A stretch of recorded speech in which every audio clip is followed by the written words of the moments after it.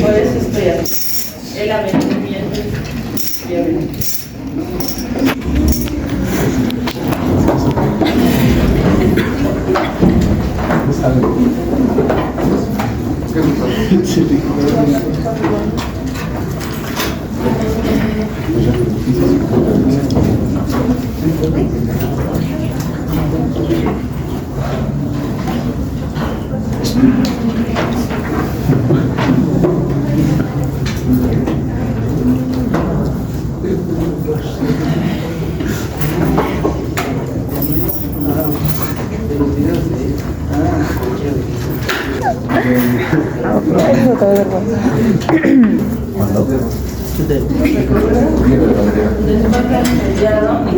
Sí.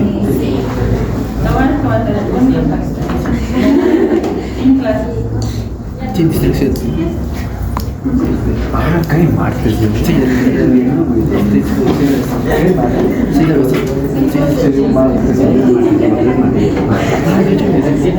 Solo que no vaya. ¿De cuándo nos vamos?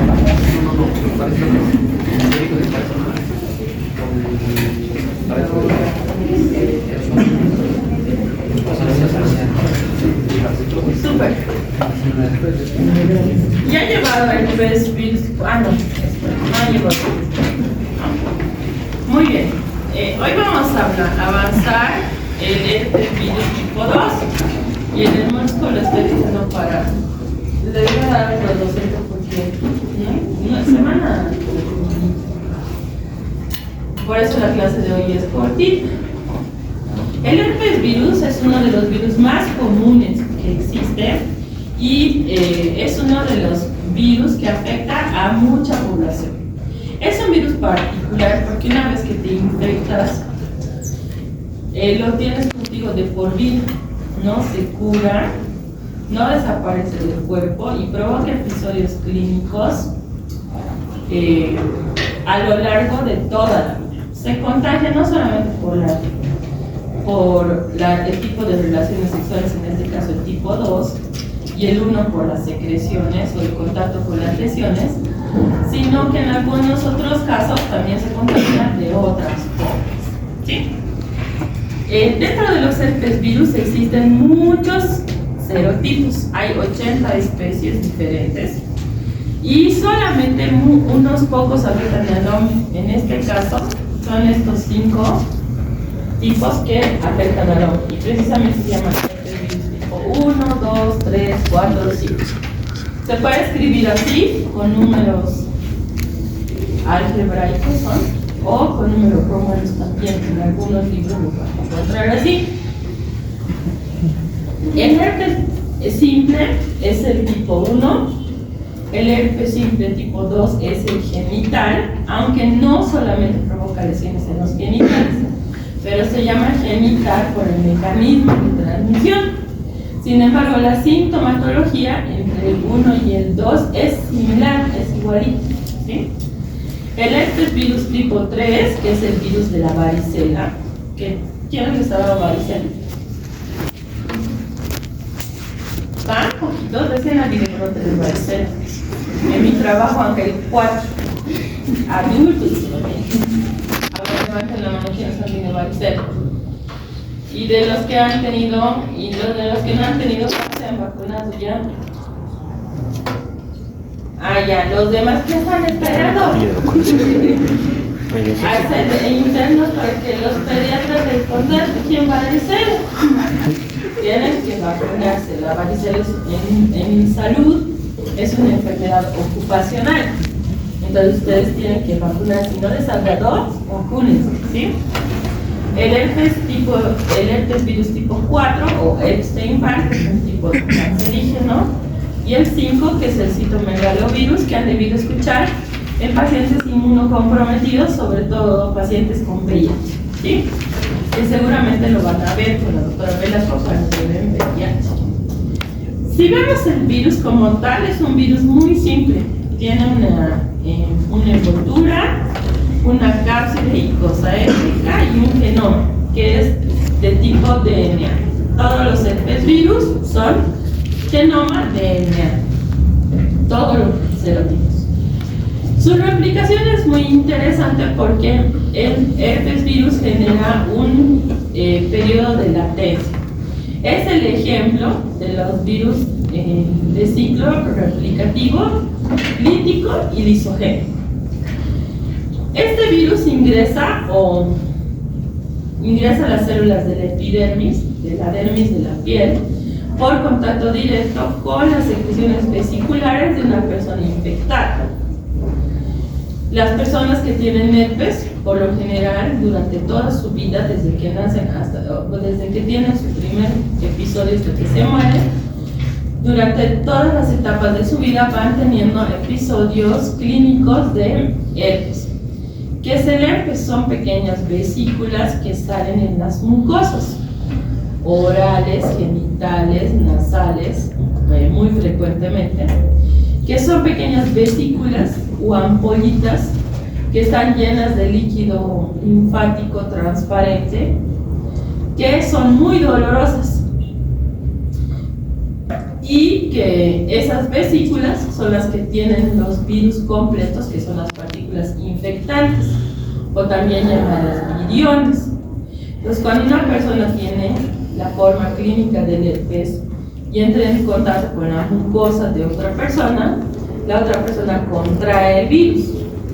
Pues el virus que se encuentra en las superficies, en las mucosas, su envoltura se fusiona con la membrana celular de las células eucariotas de las mucosas y el genoma ingresa dentro de las células citoplasmáticas.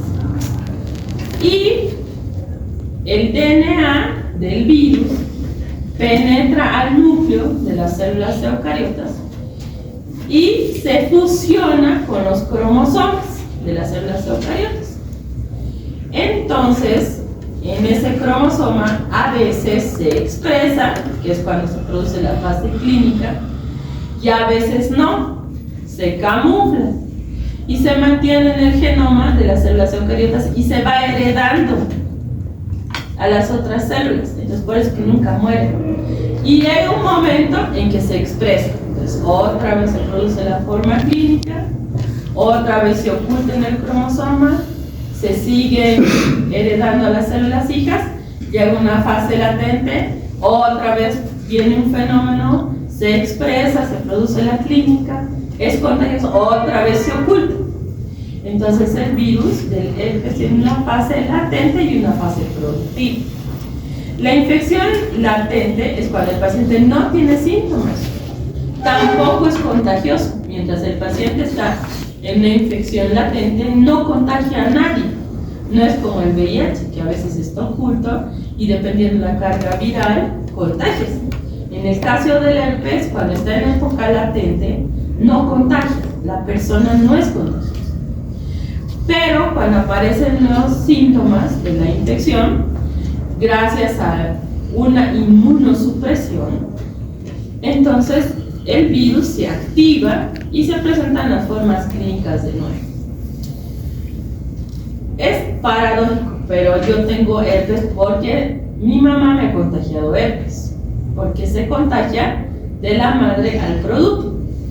Cuando la mamá tiene un episodio clínico durante el embarazo, porque no se olviden que el embarazo es un estado de inmunosupresión. Entonces, cuando mi mamá estaba embarazada, me ha contagiado herpes, por eso tengo aquí mis vesículas. ¿Y por qué me han salido ahora? Porque me han dado 3 infecciones bacterianas juntas y he estado con un tratamiento antibiótico fuerte, entonces mis defensas se han desplomado y ha brotado la infección a su forma clínica. Pero no te va a contagiar, Rodrigo, no. Solamente se contagiarían si alguien me aprieta las vesículas y esa linfa ingresa en contacto con sus heridas, ¿no? No se contagia por vía respiratoria. Además, un periodo de contagio ya ha pasado, porque además he tomado antivirales. Cuando uno toma antivirales, lo que hace es eliminar la forma, disminuir la cantidad de virus activos, pero la clínica sigue, ¿no? Ya no es una persona contagiosa. Entonces, los virus herpes tienen diferentes tipos de células blancos. Los herpes virus tipo 1 y 2 utilizan las células epiteliales mucosas como sus células blancas. Y ahí los virus se camuflan en el cromosoma, en el nudo. La primera infección o el primer contacto que tiene con el virus con la persona, ella sí va a ser una infección clínica. Y a eso se llama una infección inmediata o precoz. En este momento es cuando los genes, que se conocen por el nombre de genes alfa, se unen a los genes del cromosoma del ser humano y se mantienen en el cromosoma para toda la vida. Generalmente esto sucede en los ganglios linfáticos, o sea, los virus van a vivir en los ganglios linfáticos de las personas. ¿En cuáles? Cuando hablamos del herpes simple, van a ser los ganglios cervicales generalmente. Y cuando hablamos de los herpes genitales o simple tipo 2, genital, van a ser en los ganglios inguinales. ¿Sí? Ahora, existen otros tipos de genes que también se encuentran en el cromosoma de los herpes virus, que son los genes beta. Estos genes beta son genes precoces, que lo que hacen es estimular la producción de la reproducción del genoma viral dentro del virus. Y los genes gamma son genes tardíos, que son los que codifican las estructuras virales, ¿no? Los que comandan a las células epiteliales para que generen la cápside, la envoltura, o etcétera, de los componentes de los herpes virus. Los viriones completos se ensamblan en el retículo endoplásmico de las células epiteliales y son expulsados al exterior por una exocitosis, lo que significa que no destruyen a su célula blanca, sino que solo la utilizan como vehículo. Si nosotros vemos esta gráfica, lo que sucede con un herpes virus es que este se fusiona a la membrana plasmática de la célula, ingresa al citoplasma y simplemente el genoma atraviesa la membrana nuclear y llega al nucleoplasma. En el nucleoplasma, el genoma del virus se transcribe, ¿sí? Se traduce y es expulsado al citoplasma o manda al genoma del DNA de la célula citoplasmática para que genere todas las partes del virus. En el mismo núcleo se ensambla el virus y es eliminado a través del retículo endoplásmico al citoplasma y es liberado a infectar otras células por exocitosis. ¿Qué tipo de enfermedad produce el herpes virus? Cuando el herpes está activo, produce una enfermedad sintomática, produce una infección productiva. Esto se da en las células permisivas. ¿Cuáles son las células permisivas? Todas las células que presentan las vesículas que forman el virus. Y en este caso, en el del herpes simple tipo 1 y tipo 2, son las células epiteliales de la mucosa oral y respiratoria y genital. En el caso del herpes simple tipo 1, la mucosa oral. Y en el tipo 2, todo el resto. ¿Sí? La infección latente no tiene sintomatología, pero tiene células específicas que son las que guardan al genoma viral. Estos son, ya les he dicho, los ganglios linfáticos.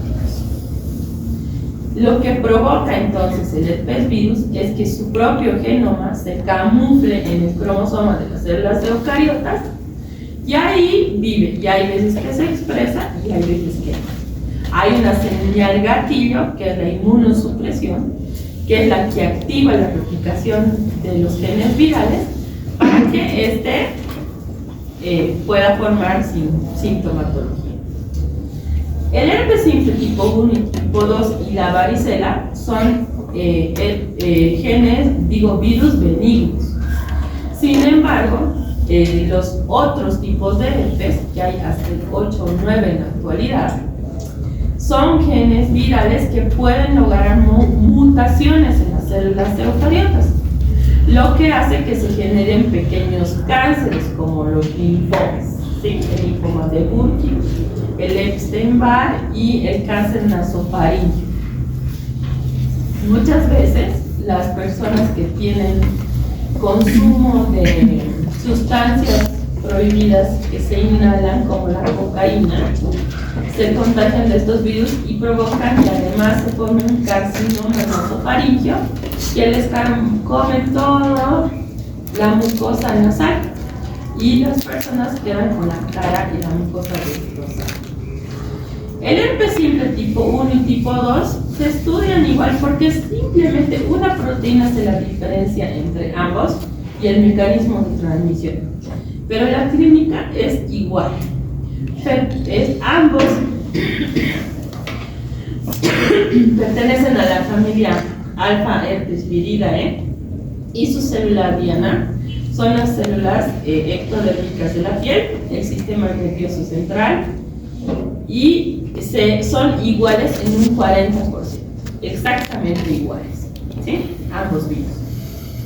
Se replican en las células parabasales del epidermis, en la membrana, y producen, cuando producen las vesículas, producen la destrucción celular. Pero lo más interesante es que las personas que tienen herpes, cuando esas lesiones cicatrizan, no dejan marca. En cambio, otras infecciones de la piel, como por ejemplo el tracoma o el chancro, sí dejan cicatrices. En cambio, el herpes no deja marca. A no ser que muchas personas, porque les molesta la presentación clínica, se colocan sustancias como por ejemplo metiolate o hay sales de zinc o colorantes que venden en la farmacia, que lo que hacen no es destruir el virus, sino evitan las sobreinfecciones por microorganismos como el Staphylococcus aureus, por ejemplo. Y lo que hacen aparte es quemar las células y dejan como un quemado de luz ultravioleta. Entonces, muchas veces se ponen algunas personas cremas como el Hipogloss, he visto en algún caso, pero cuando estas cremas entran en contacto con la luz ultravioleta dejan marca. Entonces no es la infección las que les deja la cicatriz, sino los productos que se colocan las personas que piensan que va a curar más rápido. En realidad, el único que acelera el proceso de secado de estas heridas, digamos de estas vesículas, es el aciclovir en pomada, porque lo que hace es evitar la replicación del virus, y como no hay virus que se están replicando, no hay lisis de las células y por tanto no se forman las vesículas. Entonces lo único que hay que hacer, no hay que rascar, no hay que reventar las vesículas, no hay que tocar, hay que ponerse aciclovir en crema y dejar que los virus se mueran, se dejen de replicar, ¿no? Porque no son vivos, no se mueren. Entonces dejan de replicar, dejan de contagiar las células subyacentes y ya no se presenta la clínica. No hay que colocar otras. Es muy frecuente que ustedes vean que muchas personas con agujitas se pinchan esas ampollitas. ¿Pero qué están haciendo? Están ayudando al virus, porque al romper los viriones salen y las lesiones se extienden en muchos casos de la boca o de la nariz, que son presentaciones comunes, la comisura de la nariz y de la boca, llegan a todo el cuello. Y lo malo es que como han utilizado sus manos sucias, están las carnes, sacan las costras, las bacterias de la microbiota de la piel contaminan esas vesículas y se forma una piodermitis más. Entonces ahí tienen ya dos infecciones, ¿sí? Producen una respuesta inflamatoria local, lo que hace que cuando está apareciendo, en vez de sentir como los granitos o el acné, sienten un dolor de tipo quemante, ¿sí? Como si les estuvieran quemando con cigarro, pero ese dolor no se pasa. Entonces ahí la persona que tiene herpes se da cuenta que le van a brotar las vesículas, ¿sí? No les cuece, sino le quema. En la infección primaria, el herpes se presenta de esta forma, con las vesículas en la mucosa, ¿sí? Y el virus, al replicarse, llega a los axones de los nervios que inervan los labios. Y a través de los axones, los virus llegan a los ganglios, ¿sí? Sobre todo los trigéminos y los sacros. Entonces ahí es donde se aloja el virus para siempre y provoca una infección latente que se va activando poco a poco. ¿Cuándo se activa? Cuando hemos dicho el sistema inmunológico está inmunosuprimido. Entonces el virus de los ganglios migra hacia adelante para producir la sintomatología. Muchos dicen, ¿qué te ha pasado? Me ha mordido la araña. No, no existe. Es herpes virus. Al menos el doctor Luna reniega cuando le dicen no mordió la araña. Los aplaza. Es una infección, ¿sí? Algunos dicen, me ha mordido la araña. O he orinado al pienso, igual que la gonorrea, ¿sí? Pero no es verdad. Es una infección. Las manifestaciones clínicas dependen de dónde se presentan las vesículas y también de la edad del huésped.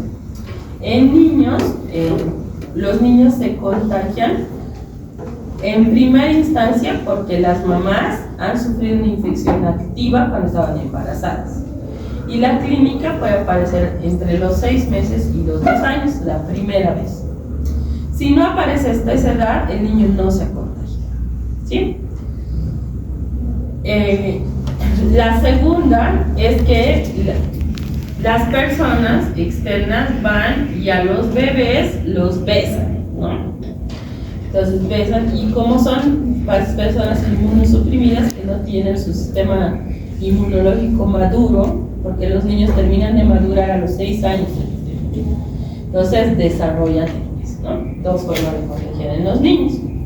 Entonces se da una enfermedad inicial cuando uno es pequeñito, y como son pequeños pueden ser recurrentes. A partir de los 12 años las infecciones ya se hacen más distantes. Este es un tipo de herpes infectado, ¿no? Cuando uno se ha tocado las lesiones, el Staphylococcus aureus ha aprovechado y ha hecho de las suyas. La presentación no solamente es en la piel, también puede presentarse en la boca y en la garganta. Es lo que algunos médicos en algún caso han debido escuchar, el fangino.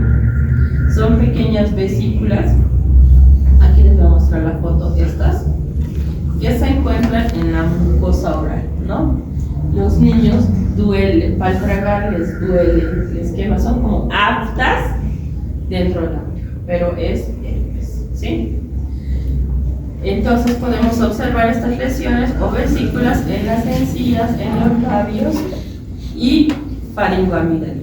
Pero nunca se olviden que esta enfermedad es para toda la vida, tanto el herpes tipo 1 como el tipo 2. La presentación va a depender de la forma de contagio y del tipo de virus. El más común es el herpes simple tipo 1, que va a encontrarse en la piel, en los ojos, puede provocar infecciones oculares como conjuntivitis, y cuando son muy graves o la carga viral es muy elevada, puede producir hasta ceguera. El herpes genital, en cambio, uno lo contrae de adulto o de adolescente y se encuentra generalmente en los varones de forma visible en el glande y en el pene, y en las mujeres puede ir desde la vulva hasta el cuello cervical, o sea que muchas veces una mujer infectada no muestra las lesiones o no nos damos cuenta, a no ser que sea muy dolorosa, y provoca dolor, prurito, y en algún caso coadyuva a la producción de cáncer cervical, ¿sí? Porque las lesiones hacen que el papilomavirus, que es el agente etiológico del cáncer, colonice con mayor facilidad en esos lugares. Pues aquí ustedes ven un herpes de presentación ocular paciente que ha dejado ciego. Y aquí las pequeñas lesiones, pero ya en el pene, cerca del surco varano-prepucial, ¿no? Estas lesiones son fáciles de ver y son muy dolorosas, a diferencia del tracoma. Cuando los virus llegan en mucha cantidad al sistema nervioso central, pueden diseminarse hasta el cerebro y provocar una neuropatía herpética. En este caso, el paciente va a tener, aparte de las erupciones en la piel, va a tener trastornos en la conducta porque el virus destruye el cerebro y puede presentar hasta convulsiones. Los pequeños, los bebés, se pueden contagiar del herpes genital por el paso a través del canal del parto cuando el herpes está activo en el momento del parto. Entonces el bebé, al atravesar el canal del parto, se contamina de los virus y puede tener una infección que se llama encefalitis. Y todas las encefalitis en los neonatos pueden ser mortales, ¿sí? En pacientes inmunosuprimidos, con pacientes con cáncer, postoperados, que hacen quimioterapia, radioterapia y tienen VIH, las lesiones o las vesículas se pueden presentar en todo el cuerpo, no solamente en sitios fijos como la boca o la nariz, sino en todo el cuerpo. ¿Cómo se hace el diagnóstico? El diagnóstico es fácil cuando vemos las vesículas y asociamos con la clínica y los antecedentes personales y de familiares sobre todo. Sin embargo, en presentaciones como herpes, encefalitis o conjuntival, en este caso es preferible certificar la infección por la PCR. Ahora la PCR nos ha resuelto muchas formas como hacer diagnóstico de las enfermedades virales certeras. Entonces lo mejor es hacer una PCR, sobre todo para las presentaciones no son típicas. Y también en pacientes muy extremos de la vida como adultos mayores y neonatos, y en pacientes muy inmunosuprimidos donde las presentaciones pueden ser raras. En algún caso hacemos una biopsia de las lesiones, observamos estas células que se llaman las células de sangre, que lo único que nos muestran es que condiciones de tipo Giemsa, vamos a ver que en el citoplasma del virus, pequeñas vesículas, de las células eucariotas. Esto solamente nos indica que la célula esté infectada, pero nuestra sospecha primaria es clínica, ¿sí? En algún caso, por microscopía electrónica, podemos observar los virus dentro de la célula o hacer cultivos celulares y ver la citólisis en las células que utilizamos para el cultivo, ¿sí? En algún caso podemos utilizar tinciones inmunofluorescentes que simplemente nos van a mostrar la destrucción y la colonización del virus. Pero la PCR nos alivia mucho y nos acorta el tiempo de diagnóstico bastante. Existen otros métodos como la ELISA, donde buscamos anticuerpos del virus en la sangre de las personas, pero simplemente esto funciona cuando la enfermedad está activa, no solamente cuando la enfermedad es latente, ¿sí? ¿Cuál es el tratamiento? Lo más importante es hacer un diagnóstico temprano cuando hay sospecha de vesículas dolorosas y antecedentes de relaciones sin protección, por ejemplo, o estar en contacto con pacientes que tienen herpes.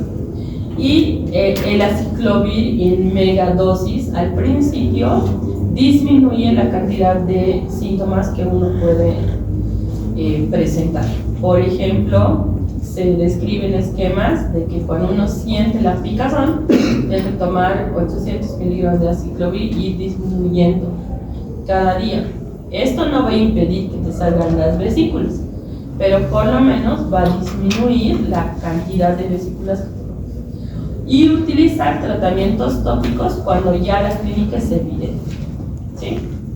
No hay vacuna para prevenir el herpes, no es mortal, pero digamos en el caso de ustedes que ahora viven